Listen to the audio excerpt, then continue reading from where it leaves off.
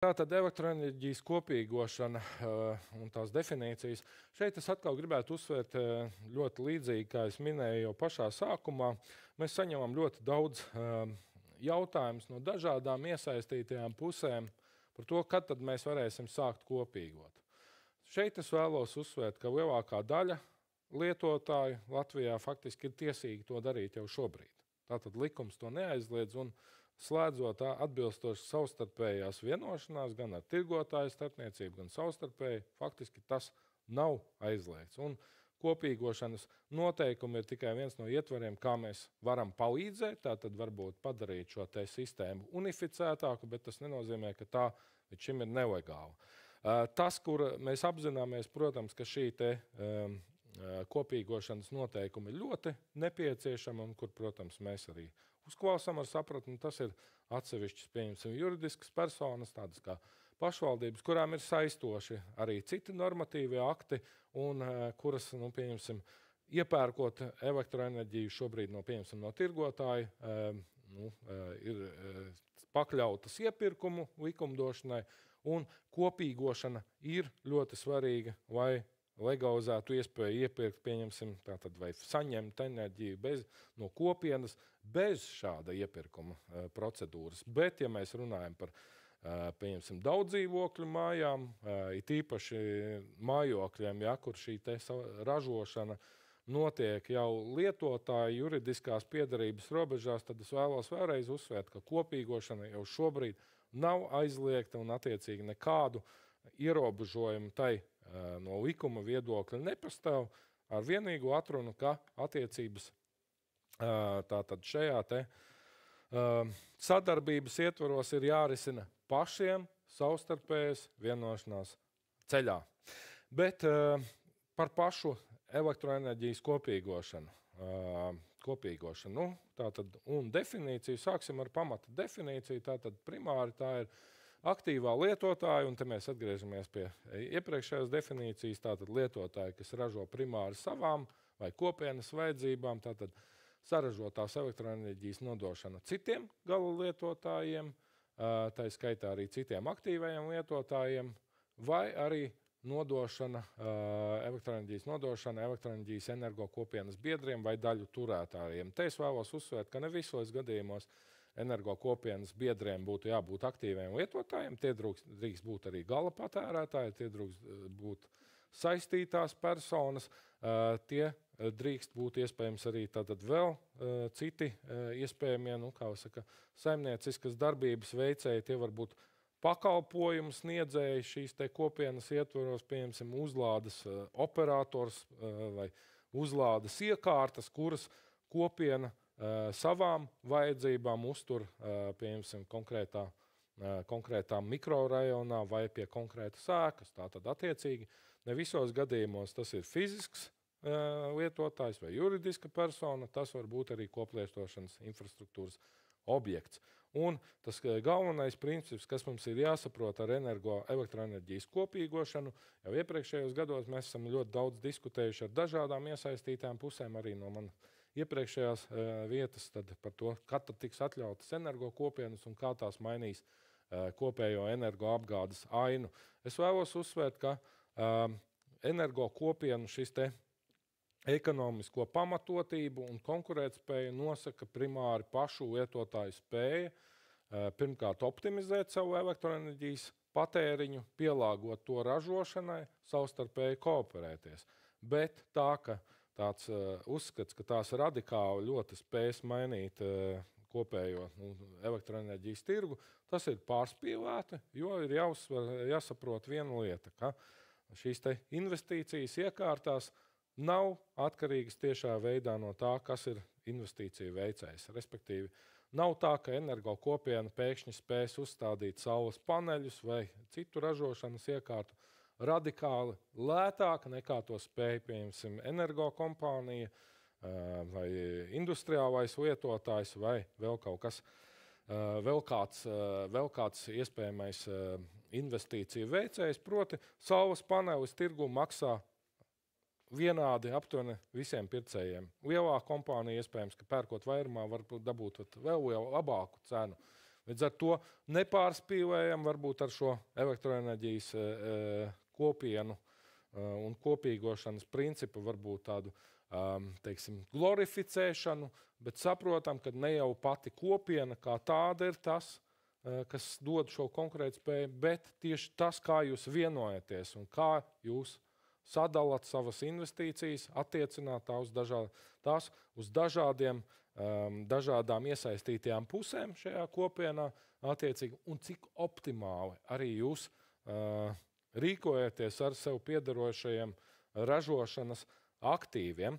Un daudzdzīvokļu mājās šādas iespējas var būtiski atšķirties atkarībā gan no iedzīvotāju, sociāla-ekonomiskā profila, kuri apdzīvo šo māju. Ir jārēķinās, ka energokopiena, kuras biedriem ir, pieņemsim, visai homogēni lietošanas ieradumi, proti, ka visi vienlaicīgi dodās uz darbu, tajā laikā viņu saules paneļi ražo, bet nav neviena mājoklī, kas patērē, viņi neatšķirās būtiski no parastas mājsaimniecības, un energokopiena kā tāda, iespējams, šajā gadījumā nekādu īpašu pievienoto vērtību tās biedriem nedod, salīdzinot pret situāciju, ka viņi katrs darbotos atsevišķi. Tur, kur veidojās tā būtiskā sinerģija, ir tad, ja ir lietotājs, kas patērē tajā mirklī, kad jūs ražojat. Tātad pēc iespējas maksimāli tuvu šim te saražošanas mirklim, un, ja pieņemsim mājokli, ir pietiekami daudzveidīgs šis te iedzīvotāju sociāla-ekonomiskais profils, un ir lietotājs, kurš tad patērē tajā mirklī, kad jūs ražojat, un kad jums veidojas pārpalikums, tur arī veidojās tā būtiskā sinerģija, ja jums izdodas izvairīties tātad no tīkla lietošanas šajā mirklī, ietaupot tātad uz infrastruktūras lietošanas izmaksām, un tur arī veidojās šī te būtiskā ekonomija, proti, ka elektroenerģija tiek patērēta maksimāli tuvu tās ražošanas avotam, pirmkārt, un otrkārt maksimāli tuvu arī laika izteiksmē. Bet tas, ko es jau minēju iepriekšējās prezentācijas laikā, ir tas, ka kopīgošanai noteikuma projekts mums paredz divas iespējamās juridiskās formas, ja pareizi sakot, vienu juridisko formu, reģistrētu elektroenerģijas energokopienu, kurai tad būs pienākums attiecīgi reģistrēties Būvniecības valsts kontroles birojā pēc mūsu šī brīža ieceres un attiecīgi tad sniegt atskaites, un šajā gadījumā tātad reģistru savstarpējās attiecības zināmā mērā palīdzēs jums sakārtot un administrēt tātad Būvniecības valsts kontroles birojas, visticamāk tātad par nelielu administratīvās izmaksas sedzošu, varbūt uzturēšanas maksu, un šajā gadījumā tātad jums tā priekšrocība ir tas, ka trešā puse palīdz varbūt jūsu attiecības, zināmā mērā regulēt, sakārtot. Otra forma ir kopīgošana uz līguma pamata, savstarpējas vienošanās pamata, kas ir pieejama attiecīgi tad, ja jūs spējat vienoties kā ražotājs un lietotājs un patērētājs par savstarpēju šo te, sadarbību, bet jūs negribat iesaistīties varbūt sarežģītākā administratīvā procedūrā un nevēlaties reģistrēties, jūs paļaujaties uz to, ka jūs varat vienoties vienkārši pieņemsim mutiski vai uz brīvi sastādītu līguma pamata. Kur ir būtiskā atšķirība? Tātad pirmā forma ir paredzēta gan juridiskām personām, gan arī fiziskām personām būtībā bez tādiem ļoti būtiskiem ierobežojumiem, atskaitot to, ka tā ir paredzēta tomēr primāri maziem uzņēmumiem un pārsvarā tātad fiziskām personām vai arī iestādēm, bet šobrīd joprojām gan Eiropas Savienības arī tagad izstrādātie likumdošanas akti priekšlikumi neparedz to atvērt, pieņemsim, lieliem patērētājiem.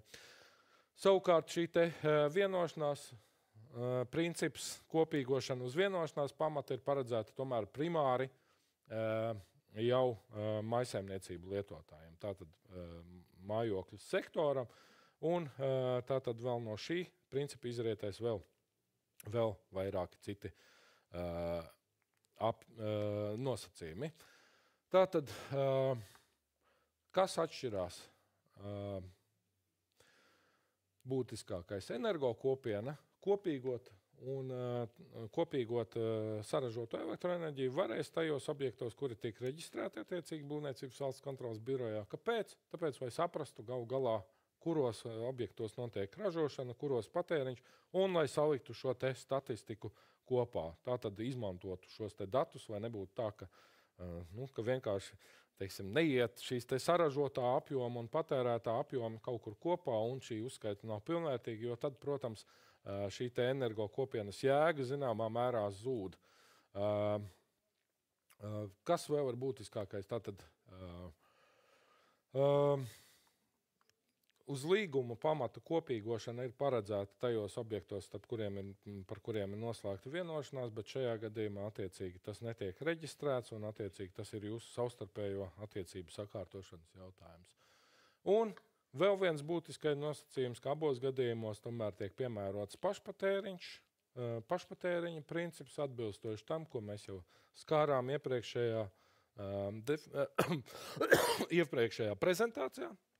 Proti, ka atbilstoši ministru kabineta noteikumos sniegtajiem principiem jums tomēr ir jāpatērē lielākā daļa no elektroenerģijas, kuru jūs saražojat energo kopienā. Tātad, un šajā gadījumā attiecīgi, lai jūs varētu atbilst tātad šim te aktīvā lietotāja definīcijai.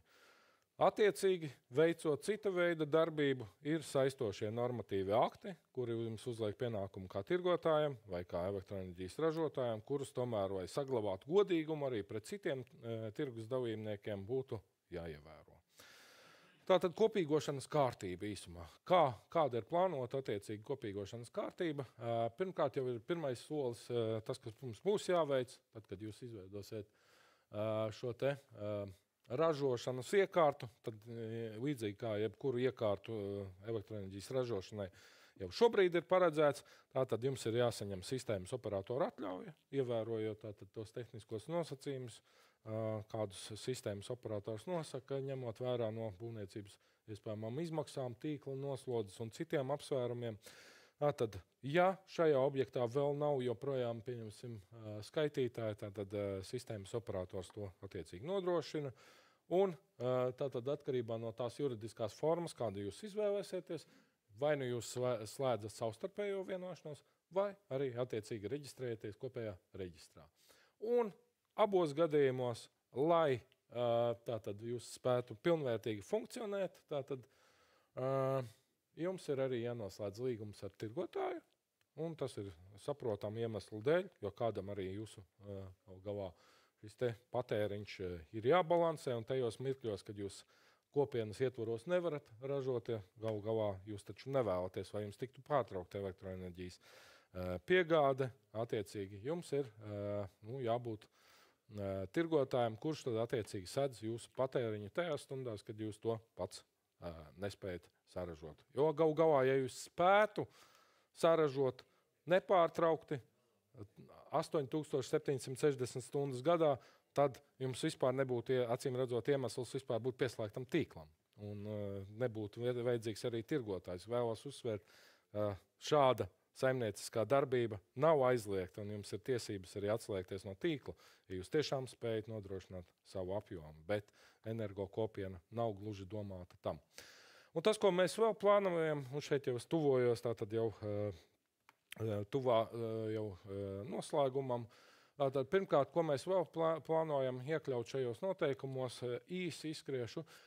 Pirmkārt, kārtība, kā notiek informācijas apmaiņa un kā tiek kārtotas attiecības starp dažādiem tirgus dalībniekiem, kā arī sistēmas operatoriem, aizsargājot abu pušu tiesiskās intereses šajā gadījumā, tātad, vai vienkārši ir skaidrs šīs te atbildības robežas, reģistrācijas kārtība un gada pārskatos sniedzamās ziņas, kas ir ļoti, būs nenozīmīgs apjoms, ņemot vērā to, ka ražotāji jau šobrīd uzskaita savu saražoto un patērēto enerģiju, kā es esmu pārliecinājies arī sekojot līdzi dažādiem tirgus dalībniekiem un arī aktīvajiem lietotājiem, tāpēc tas nebūs būtisks apgrūtinājums.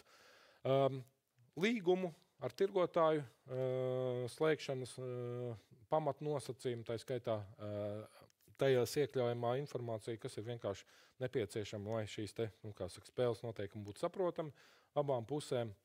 Un kopienas arī mērķi un statūtu izstrādes prasības tīri vienkārši iemeslu dēļ kooperācija ir ļoti laba lieta, kamēr tā strādā un kamēr kooperācijas dalībnieku vidū nav domstarpību. Bet, diemžēl, dzīve rāda, ka dažkārt ir jābūt gatavam arī risināt situācijas, kur tomēr cilvēku viedokļi atšķirās. Līdz ar to, attiecīgi šādas lietas, tomēr mēs vēlamies pasargāt lietotājus no šīm te iespējamām pretrunām. Tātad tas, kas ir atvērtie jautājumi, kas varētu nākotnē mainīsies, un šeit es izskriešu ļoti ātri cauri. Šobrīd Eiropas Savienības līmenī, protams, notiek arī diskusijas par to, vai atļaut arī lielākiem patērētājiem darboties energo kopienās. Latvija kopumā saglabā atvērtu iespēju, tātad, jo lielie ražotāji ir diezgan kvalificēti, tātad lielie patērētāji ir pietiekami kvalificēti arī kā elektroenerģijas ražotāji, un mēs būtu diezgan priecīgi arī par to, ka viņi aktīvi izdarbotos. Saistībā ar to ir izskanējis arī ierobežojums palielināt šo te jaudas slieksni, no kura energo kopienu dalībniekiem būtu jāreģistrējās jau elektroenerģijas ražotāju reģistrā, un šis te iespējamais jaudas sliekšņa palielināšanas nākamais līmenis varētu būt 6 megavati, bet pagaidām šis gan Eiropas Savienībā nav guvis tādu viennozīmīgu atbalstu. Nākamais jautājums, ko mēs vēlamies risināt, arī risinot energo kopienu jautājums, būtu par daudzdzīvokļu māju uzskaitas ierīču un tīkla piederības jautājumiem, jo šobrīd mums būtiski energo kopienu ieviešanu apgrūtina arī tāda problemātika, ka ir daudzdzīvokļu mājas tikai ar vienu sadalas tīkla uzskaitas punktu, un attiecīgi katram dzīvoklim atsevišķi vairs nav iespējas individuāli verificētā veidā saņemt informāciju par patēriņu, saražoto apjomu. Un vēl nākotnes jautājums ir būtiski, kur mēs varam prognozēt pozitīvas noteikti virzību. Proti energo kopienām un enerģijas kopīgotājiem pilnīgi noteikti tiks garantētas nākotnē tiesības piedalīties arī palaigu pakalpojumos, pieņemsim, elastības pakalpojumos, sniegšanā un arī no tā gūt saimniecisku labumu. Bet, ņemot vērā, ka šie priekšlikumi vēl joprojām tiek diskutēti tās augtās elektroenerģijas tirgus dizaina priekšlikumu ietvaros, mēs negribētu steigties varbūt ar šeit tādu padziļinātu izklāti tieši kā tas notiks, jo galu galā tam vēl ir nepieciešama arī citu iesaistīto pušu, ne tikai Latvijas, bet arī citu valstu vienošanās par to, kā tad galu galā šis varētu izskatīties. Un ar to arī tad es noslēdzu savu prezentāciju. Paldies par uzmanību!